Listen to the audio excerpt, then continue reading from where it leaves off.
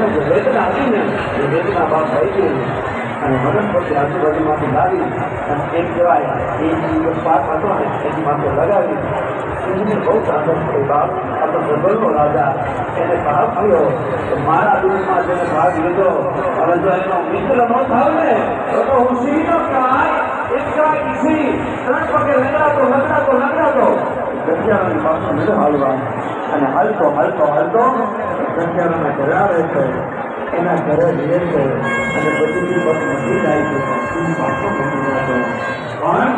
મેં હમણાં તમને કીધું બોલ અમોલ હૈ तीन बोले मत बोल पहले फिल्टर बोल के फिर बाहर बोल है